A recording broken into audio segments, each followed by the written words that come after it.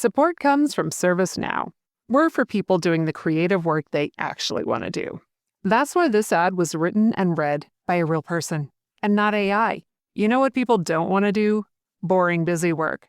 Now with AI agents built into the ServiceNow platform, you can automate millions of repetitive tasks in every corner of your business, IT, HR, and more, so your people can focus on the work that they want to do. That's putting AI agents to work for people. It's your turn. Visit servicenow.com. Fellas, you know Degree Cool Rush deodorant, right? Well, last year they changed the formula, and guys were mad about it. One dude even started a petition. So guess what? Degree heard us, admitted they messed up, and brought the original Cool Rush scent back exactly how it was. And it's in Walmart, Target, and other stores now for under $4. So grab some and remember why its cool, crisp, and fresh scent made it the #1 men's antiperspirant for the last decade. Degree Cool Rush is back, and it smells like victory for all of us. Military murder is an independent project and is not endorsed by the Department of Defense or any military component. The views expressed are those of the host. The content of this podcast is not meant to be legal or medical advice. Warning: this episode contains graphic details of murder and is not suitable for young listeners. Listener discretion is advised.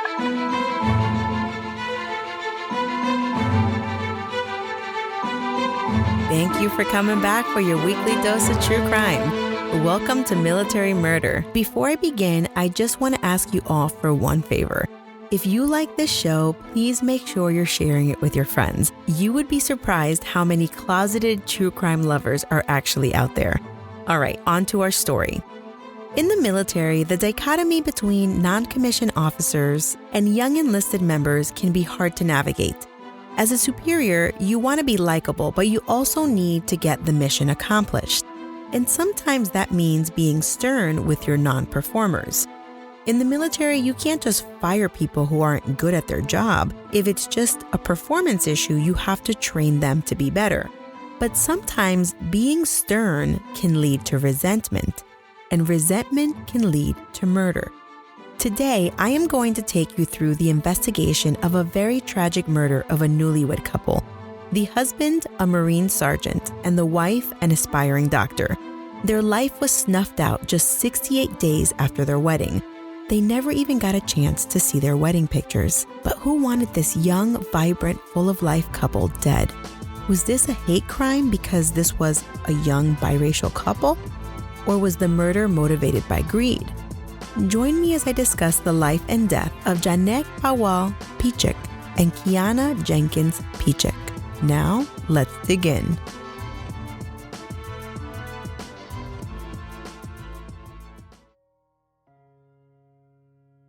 I first heard about this story when I watched the CBS News special called NCIS: The Cases They Can't Forget, Unbreakable. This CBS special really informed the meat of this story, but I also relied on the information I found in the Court of Appeals opinion, KTLA 5 News, The Press Enterprise, New York Daily News, Riverside Press Enterprise, and thepatch.com. Our story begins with 24-year-old Marine Sergeant Janek, which I'll call Jan, Pawel Pietrzak. His name is Polish for John Paul. He was born in Poland, and his parents emigrated to the U.S. in 1994, and they settled in Brooklyn, New York. He was only 10 years old. Then 9/11 happened, and Jan told his mom he was joining the military because it was his duty to fight for his country. And in 2003, he joined the Marines. By 2005, he deployed to Iraq, and upon his return home in 2006, he proposed to the love of his life, 26-year-old Quiana Jenkins of California. Jan was a helicopter mechanic stationed at Marine Corps Air Station Miramar in San Diego, California. Prior to his assignment at Miramar, he was stationed an hour north of Miramar at Camp Pendleton. Quiana was an aspiring doctor, and she worked at the Black Infant Care Program. She was counseling and teaching young soon-to-be mothers. Jan and Quiana married on August 8, 2008, 8/8/08, and she told her mother that she picked this particular date because it would make it easy for her husband to remember their anniversary. Jan had recently re-enlisted in the Marines, and with this re-enlistment came a very nice $30,000 bonus, and he was high on life. During the CBS special, which aired in June of 2019, I learned that Jan was proud of this reenlistment, and more so, not the money, but the commitment that he was making to his country. And he actually told various people that he knew that he kept a big chunk of cash in his house, which is never a really good idea. Well, in June of 2008, a few months before they got married, the young couple, they purchased this beautiful standalone house in French Valley. And I saw a picture of it, and it was really a lovely house. 3-car garage, lots of room for a growing family, and it was secured with a home security system. But this security system would not stop a monster from cutting Jan and Quiana's marriage short. On Tuesday, October 14th, 2008, Quiana spoke to her mother around 8 p.m. So she's walking around the house, chit-chatting with her mom. Quiana sets the alarm on the house, and then the conversation ends soon thereafter. Around 9:47 p.m., Quiana's mother sends a text message saying goodnight, but she doesn't receive a response. The following day, on Wednesday, October 15th, 2008, after Jan and Quiana failed to go to work, the Riverside Sheriff's Department, they conduct a welfare check, and they go to the house that's located at 31319 Bermuda Avenue. That is when Riverside County Sheriff's Deputy Matthew Hughes made the gruesome discovery. The front door was ajar, and when he looked inside, the contents of a purse lay in the entryway. He knew not to go any further. He called for backup. As reported by the New York Daily News, homicide investigator Benjamin Ramirez said that Quiana was found nude, leaning against the couch with red duct tape covering her eyes and her mouth. She had been shot twice in the head. The attacker spray painted the letter C on her stomach. Jan was found leaning against Quiana. His face, wrists, and ankles were bound. He had been badly beaten. He had been stomped so hard, in fact, that he had shoe imprints on his body. His face was covered in blood, and he had been shot in the head 3 times. According to the Court of Appeals opinion, a fragment of a bullet was lodged in Jan's head. Near the victims, they found 2 couch cushions that appeared to have been used as a gun silencer. And of the scene, there was obviously something missing. Shell casings and fingerprints, they were nowhere to be found. It appeared that the intruder had flipped the house upside down looking for something. Things were laid all over the floor, dresser drawers were left open, clothes was half hanging out of the drawers. Open alcohol bottles were on the living room floor near where Jan and Quiana were found. It was discovered that jewelry had been stolen from the house, and this included the wedding bands, Quiana's engagement ring, Jan's Movado watch, a pearl necklace, an earring and bracelet set, as well as Quiana's ATM cards. So clearly, there's a lot of valuable things that are missing. You're thinking, okay, someone came here to steal valuable things.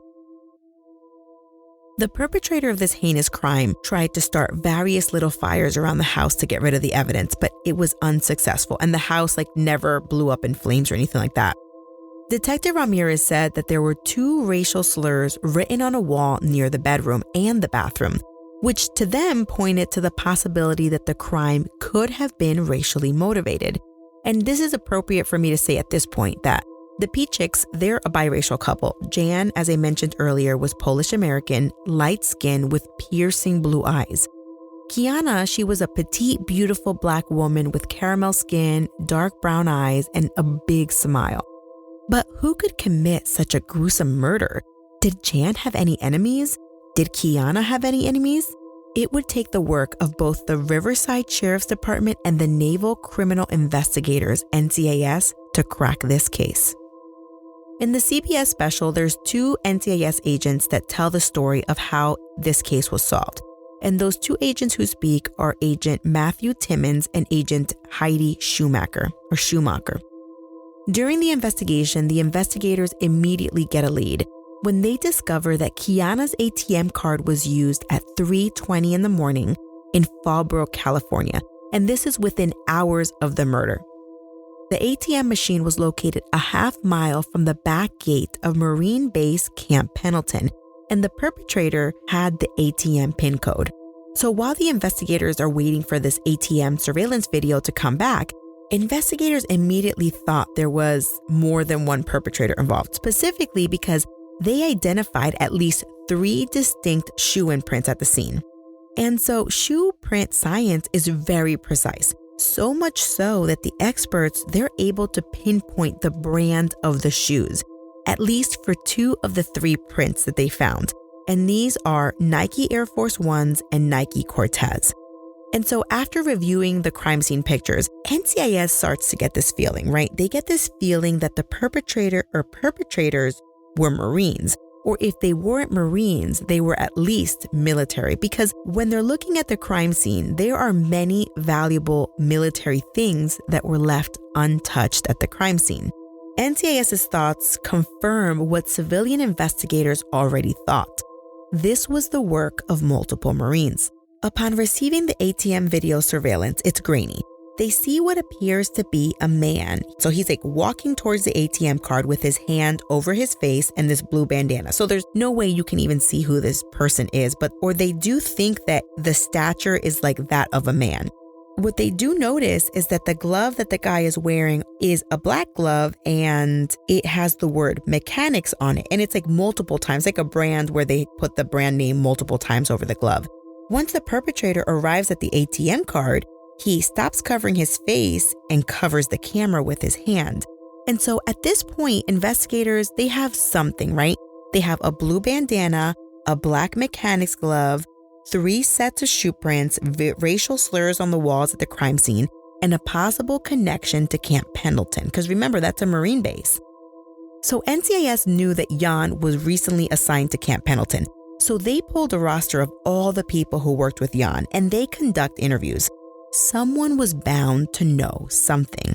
According to Jan's friend, Matt Ferrara, Jan had told him that he was having issues with some of his younger Marines being insubordinate. And as a supervising Marine, Jan was tough on his young guys because he wanted to hold them accountable. The military is big on accountability, but with good reason, not just because they want to be jerks, because people live and die on military orders.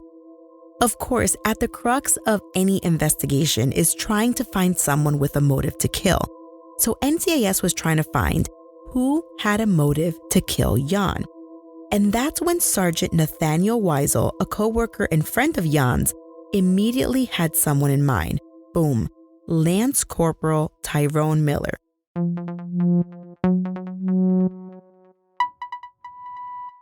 Faraday presenta Ojos con Alergia y Picazón contra el Jardinero. Y el ganador es Faraday Extra Fuerte. Para aliviar la picazón de los ojos por alergia, actúa más rápido y supera a Claritin y Flonase aún a las 24 horas. Faraday, adelante.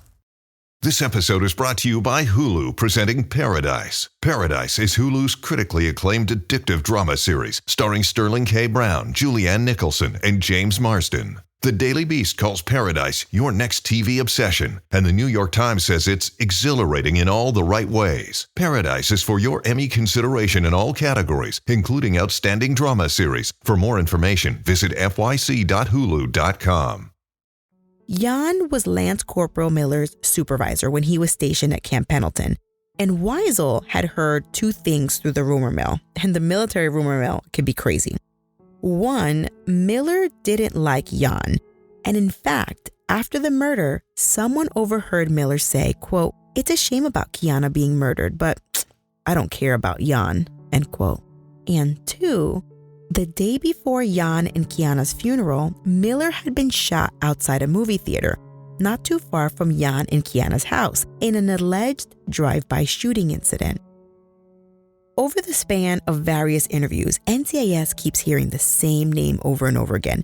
Miller this, Miller that, Miller this. In fact, they even heard that Miller might have been affiliated with a gang. So NCIS is like, all right, we have to talk to Miller. They discover that Miller was married and had 2 young kids, and he lived on base at Camp Pendleton. On Tuesday, October 28th, almost 2 weeks after the brutal murders, investigators brought Miller in for questioning. And when asked what he knew about Sergeant P and his wife's murder, Miller said, "Well, I Googled it, so everything I learned about the murders was what I learned on Google." Miller agreed that he and Jan had disagreements at work over stupid things, but Miller knew that Jan was just trying to help him out, trying to make him better at his job, and ultimately holding him accountable for his actions. And according to Miller, on the night of the murders, I was definitely home, is what he said. Miller does say that about a month before the murders, he did visit Jan at his house, and that was the first time that he met Quiana. But besides that time, he hadn't been there again. So detectives press him about his whereabouts on the night of the murder. Did you leave your house for any reason?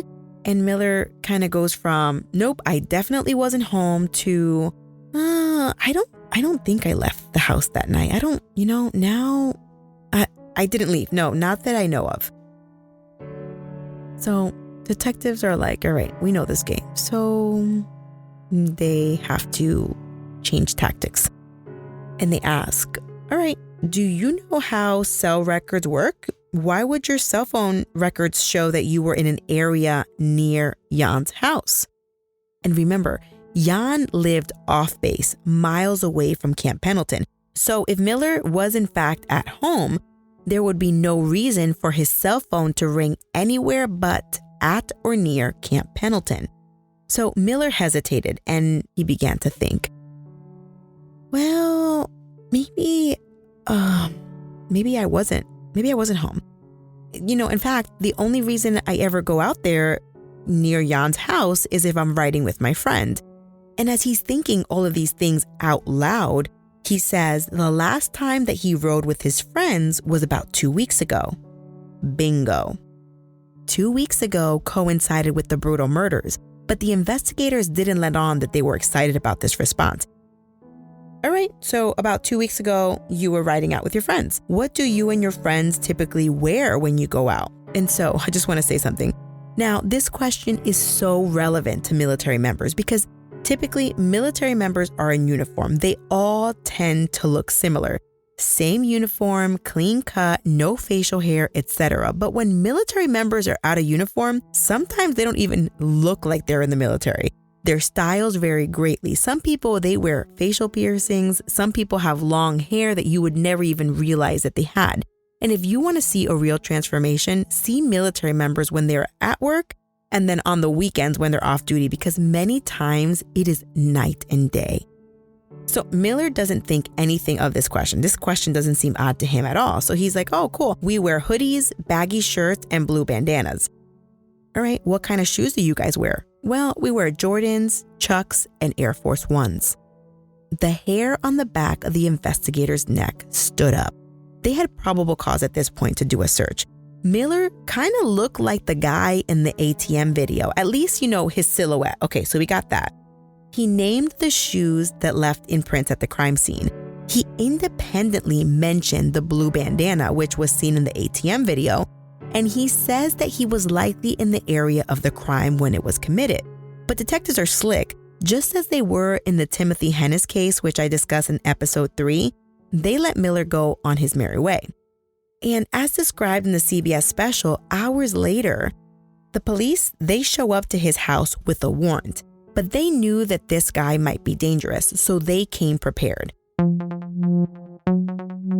As the team was approaching the house with their guns drawn, someone looked out the window. The police announced their presence. Police, open the door, and upon no answer, they push their way in. They immediately see Miller's wife in shock. Then they see Miller. Miller picks up his young daughter and shields himself with her as he's walking back towards the bedroom.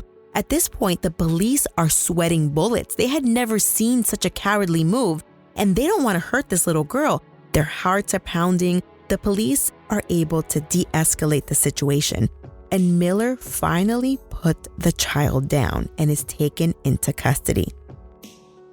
Miller's house was a landmine of evidence. In plain sight, the police found Quiana's ATM card. They also found the missing jewelry, a baggie with 4 shell casings, tons of blue bandanas, one of which had Jan's blood on it. They find those mechanic gloves as seen in the ATM surveillance video.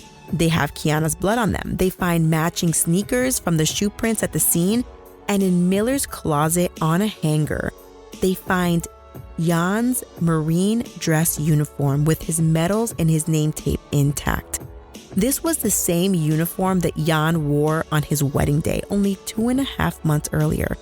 And sadly, due to its disappearance at the time of his funeral, he wasn't able to be buried in it. Once he was taken into custody, Miller finally realized he was a suspect, but he was completely baffled on the reason why. I mean, mind you, he wasn't sitting around at the time of the search, so he didn't realize that police had found all of this incriminating evidence. But I swear, sometimes these criminals amaze me. Like, what? It was on the table. Her ID card was on the table. What? Did you not think they were going to find it? Like, what's wrong with you? And so he doesn't think anything of it, and Miller waives his right to an attorney and denies any involvement in the crime. In fact, he told investigators something to the effect of, "Cool, I'm not involved, and if you search my house, you're not going to find anything in there that's Jan or Quiana's." Really? After an hour of playing games with detectives, the detectives say, "Okay, why was Quiana's ATM card at your house?" Busted. Miller talks. Okay, but of course, he minimized his role. His initial explanation went something like this. "We went there to commit a robbery, but things got out of hand. We took the ATM card, the jewelry, and I beat Jan up. I also wrote those racial things on the walls because I wanted it to look like it was a racial crime. But it wasn't a racial crime, I just did that to throw you guys off. But I did not shoot them." Miller then provides 2 names of 2 other Marines who were there. 18-year-old Lance Corporal Emerus John and 20-year-old Private Kevin Cox. Jan was Miller and John's supervisor when he worked at Camp Pendleton, and Cox, although he worked in the same squadron, he was in a different chain of command, so Jan oversaw Miller and John, not Cox. In addition to naming these 2 Marines, he names 18-year-old Emerus John as the shooter, and he adds, John was ruthless and he didn't hesitate to shoot. Detectives, in their investigation, they discover a 4th Marine who was also involved, and this is 21-year-old Private Keyshawn Sykes, and he goes by the name Psycho, which is a good nickname, and you'll see why later. Sykes is in a different squadron completely, and of the 4 suspects, 3 of them lived on base, and Sykes lives off base in a town called Fallbrook. Sykes lived with his girlfriend and with Cox's girlfriend, whose name is Melissa Buck. So Miller was interviewed both before and after he was arrested, and the additional 3 Marines are interviewed after Miller. And they all deny any involvement. John, who's the alleged shooter, he even tells detectives, quote, "To murder a senior Marine that just got married? I mean, that's pretty sick," end quote. After an initial denial, Cox finally admitted being there, but he denied pulling the trigger. And so Sykes said he was outside when the shots were fired. So of course, so there's 4 people there, and none of them are taking responsibility for the shooting. However, at the end of everything, Miller, Cox, and Sykes, they all point the finger to John as the Marine that pulled the trigger on Jan and Quiana. After searching all of their homes, each one of them had evidence that placed them at the scene of the murder. So none of them could say they weren't there. In the dorms, they found Quiana's engagement ring and Jan's digital camera, and Cox's girlfriend admitted that Cox told her that he was involved in the murders. And the alleged shooter, John, he had Jan's blood on his shoes. And each of their shoe prints matched the prints left behind at the scene. So there is just overwhelming evidence here. At the end, they all admitted their involvement. And ultimately, John, who is the youngest Marine, he's only 18 years old, he admitted that he was the shooter. And I just want to add, thank goodness for shoe print experts, because remember, back in episode 2, shoe prints were partially how Colonel Williams of the Canadian Royal Air Force got busted. He left his shoe prints at both murder scenes. And so investigators, when you have a group of 4 people, you're never going to get a matching story. So they can never get a matching story from the 4 culprits.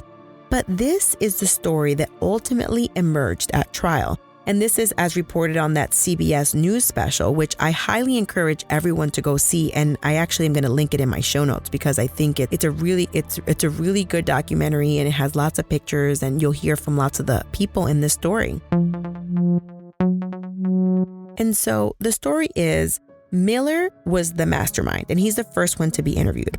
The foursome, they show up at Jan's house after midnight on October 15th, 2008.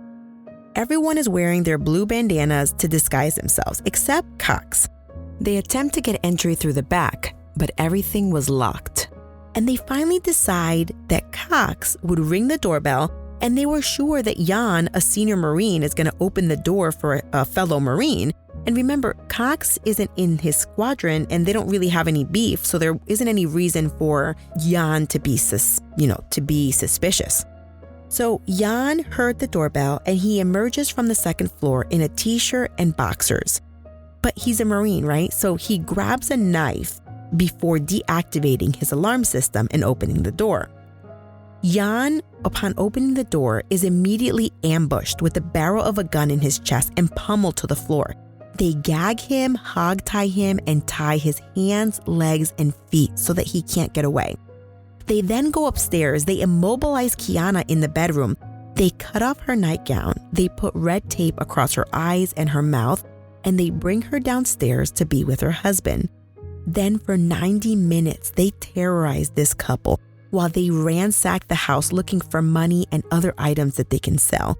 They load up John's Jeep Cherokee with everything that they can find, but then they're kind of upset because they're looking for cash, and they find that there isn't any cash in the house, but they do get Quiana's ATM card, and they get her PIN number. So I just want to give a trigger warning, so skip ahead a few minutes or a minute or 2 minutes because the scene does get pretty graphic, and especially sexual assault graphic. So here goes. While they ransacked the house, the perpetrators, they found a vibrator, and as Jan watched helplessly in horror, Miller and Sykes took turns raping Quiana with the vibrator. And let me just say what all my listeners are probably already thinking. These men are the most despicable men on this planet. When the men were done with their reign of terror, Miller told John, quote, "End them," end quote. That is when John put 2 bullets in Quiana and 3 bullets into Jan. They then picked up the shell casings, 4 of the 5, because remember there was that one shell casing that was stuck in Jan's head. They were all charged with 2 counts of first-degree murder, burglary, and other crimes. Miller and Sykes were charged with sexual assault with an object, and John was charged as the shooter. I want to explain something real quick. Yes, John was charged as the shooter, but at the end of the day, the law doesn't care who pulled the trigger. They were all in on it. In law, if you try to kill someone and you're unsuccessful and are convicted of attempted murder, the possible sentence is the same as if you had committed the murder, because the law doesn't excuse your failure to succeed. Additionally, if you and a group of fools decide to commit a crime and one of your co-conspirators kills someone while you're committing a different crime, even if you were just the watchman outside, you could be charged and convicted, just as if you had pulled the trigger yourself. So, common sense rule, I don't even have to make this a True Crime Army rule because this is just straight common sense. Don't commit murder, and definitely don't commit crimes with other people, because group crimes are a team effort and you will win together and lose together. Take that to the bank.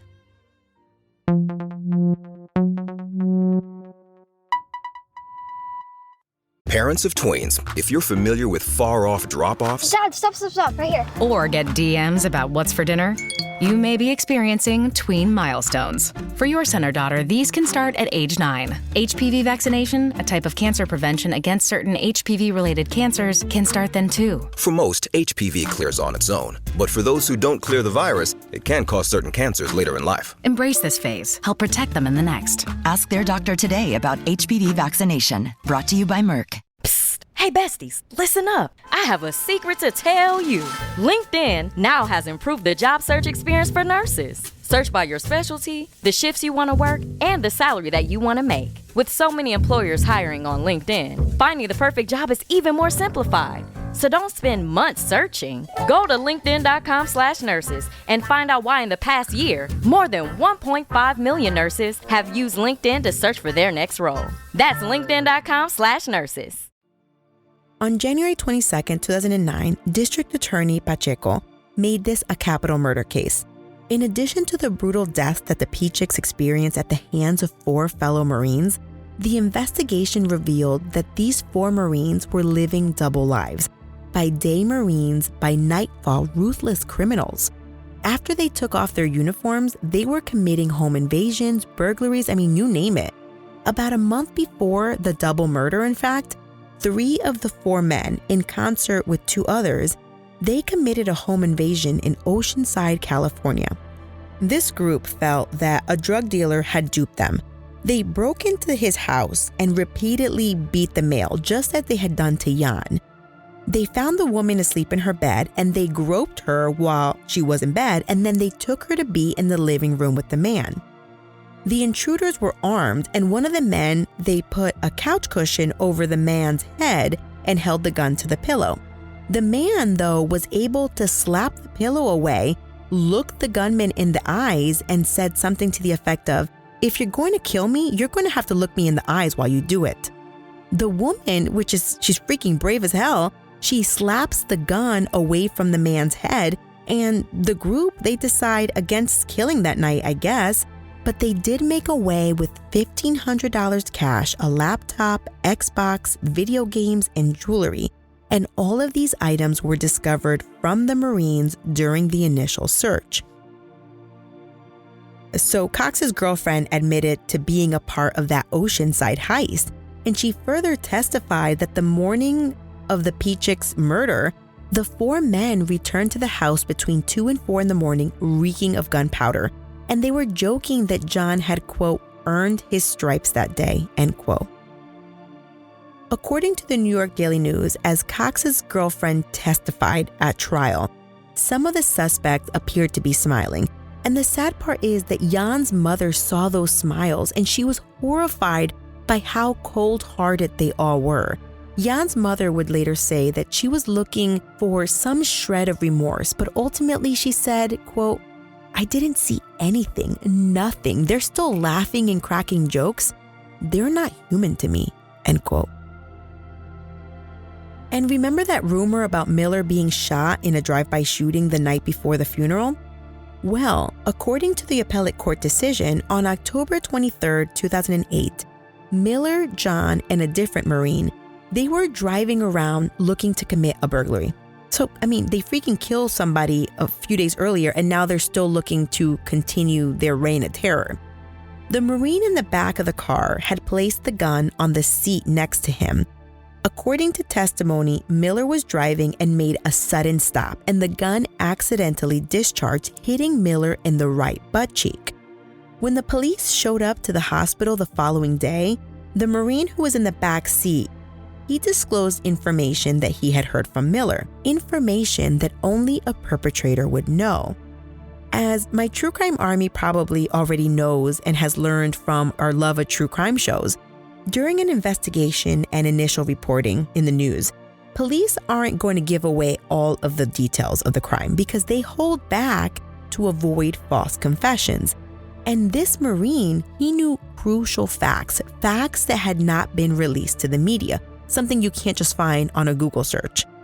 It should be noted it wasn't possible that Marine who was in the back seat was involved in the double murder because at the time of the double murder, he was in jail on a different offense. Prosecutor Daniel De Limon told CBS that this was the, quote, most complex and complicated death penalty case I think we tried in this county, end quote. As reported by the New York Daily News, it was revealed that a few hours before the killing, John posted on MySpace, quote, chilling, waiting for the killing, end quote. Isn't that amazing? Why would he write that? At trial, Miller was the only one to testify on his own behalf, and he testified that murder was never the motive. Earlier the day before the murders, he had been told that he would soon be promoted to corporal.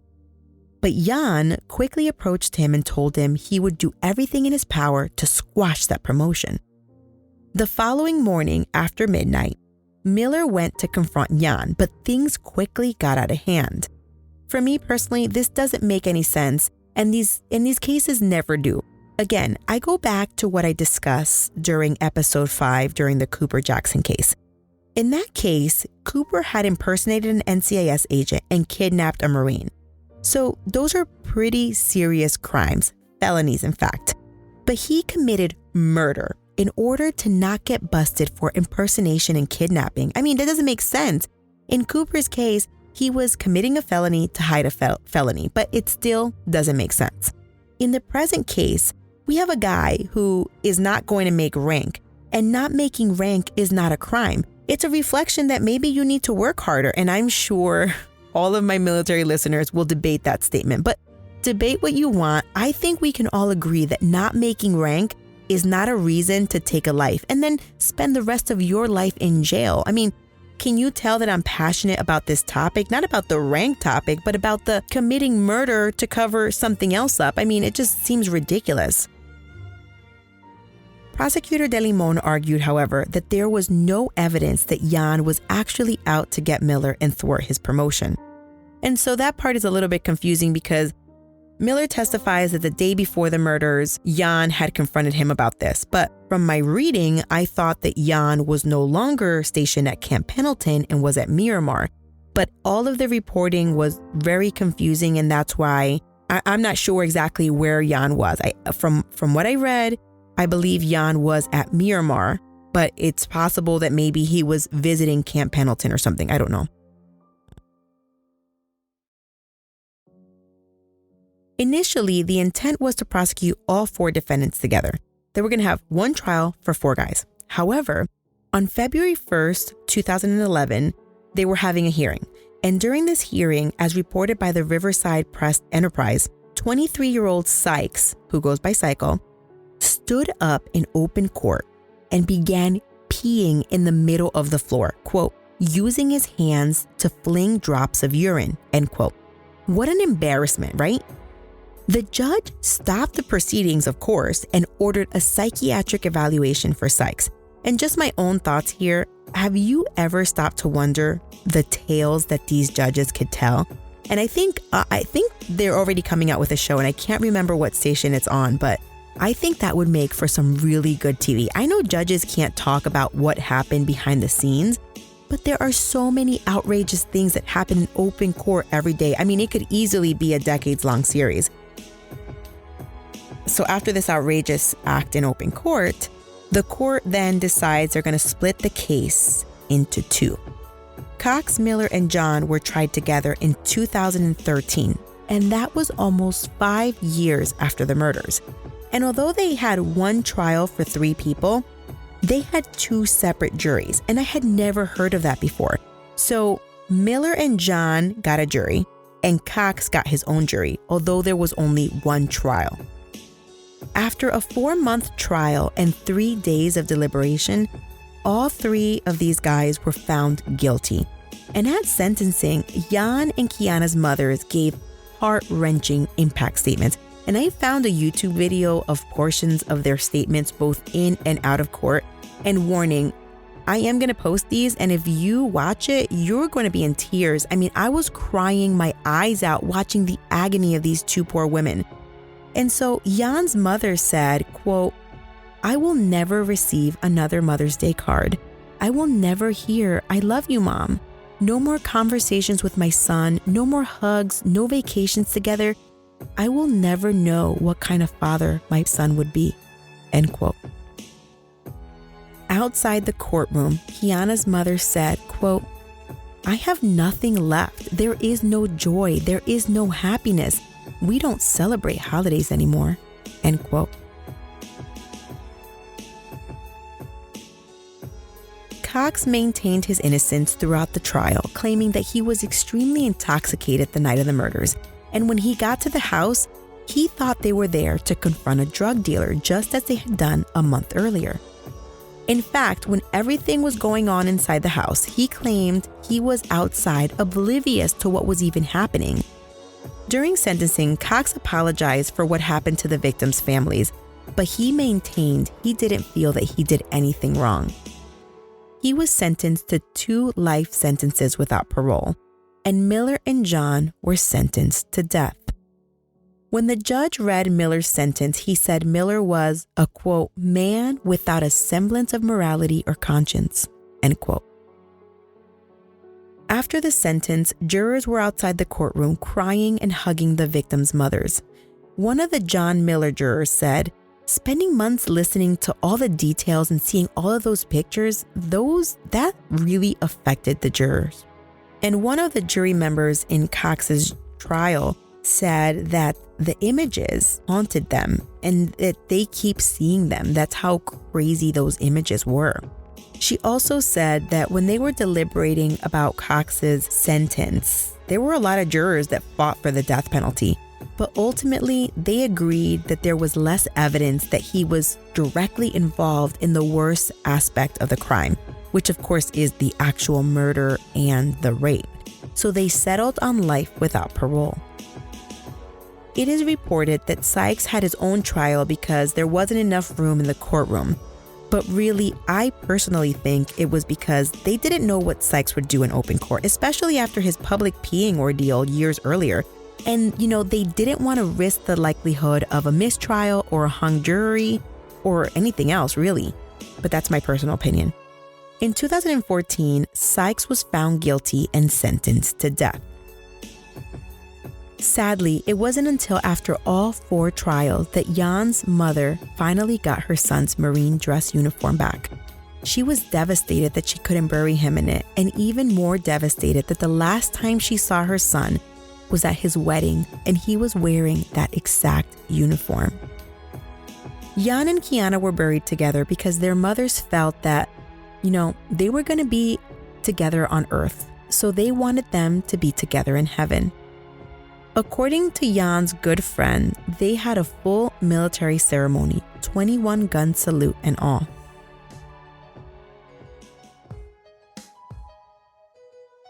For those of you wondering the state of the death penalty in California, as reported by every news outlet, as of March 2019, there were 737 death row inmates in California. And the reason why March was such a big deal was because Governor Gavin Newsom signed a sweeping order putting an executive moratorium on California's death penalty.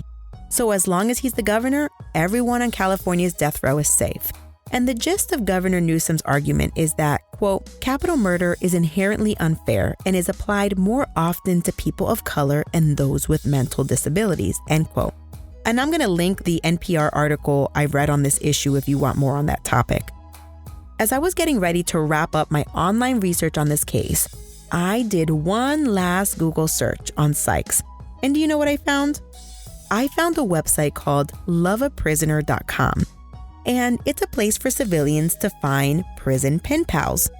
The premise of the website is 90% of people in prison will one day walk among us again. And studies show that recidivism is reduced when inmates have support of family and friends. And recidivism is the rate at which convicts commit crimes after they're released from jail. So Keyshawn Sykes is on this website looking for interaction. Maybe he's looking for love. Maybe he's looking for compassion. I don't know what he's looking for. And I found his letter to prospective friends. And it's interesting mostly because he paints himself as a Marine. And he even signs his letter with Semper, which means always. And although not complete, is a partial closing for Marines, which typically Marines will use Semper Fi or Semper Fidelis, which is a Latin saying meaning always faithful. And in this letter, he says he's a kleptomaniac, but he's taking some medicine for that. And he's asking for friends to support him mentally. He talks about needing someone to brighten his day, and he'll do his best to make you smile. He says he's a former Marine with 3 years under his belt, but his dreams have been halted. Boo, boo. Of his hobbies, the one I found most intriguing was, quote, learning how to enjoy every breath of life, end quote. He further says, quote, despite what the state of California would have you believe, I don't bite, I tickle. Signed, Semper Sean, end quote. I wonder if he's gotten any hits. And if so, do those pen pals actually know what he did? Did they do a quick Google search to see what happened? Because honestly, this story is terrifying. There was a part of this case that I only touched upon briefly, and it was the possibility that this crime was racially motivated. The convicted murderers in this case were all young Black Marines, and Jan and Quiana were a biracial couple. The Newlyweds' parents have always maintained that this was a racially motivated crime, but the prosecutor's office and the detectives, they always denied that, and they said the Marines were motivated by greed. What do you guys believe? Do you think this crime was racially motivated? I want to talk about one more thing. In order to get the death penalty, the prosecutor, they had to submit special circumstances, right? It's not just murder. It has to be murder plus to seek the death penalty.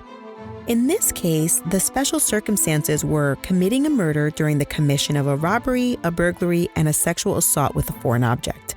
But the prosecutors could have taken a different strategy and argued that the murder was committed as a hate crime, because that is murder plus, right?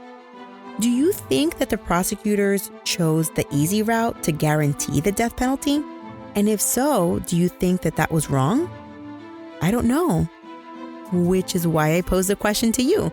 So let me know your thoughts on social. This is a really interesting topic. I know death penalty is really hot. And I have another death penalty case for you guys next week, and it's another fascinating story. If you find the stories I bring each week thought-provoking and you want to continue to hear more, I'd appreciate for you to take a minute to subscribe for free to this podcast on your favorite podcast platform. And while you're at it, give the show a 5-star rating and a written review if you like the show. This goes a long way to helping other people find the show. Follow on social on Instagram at Military Murder Podcast, on Twitter at Military Murder, and on Facebook at Military True Crime.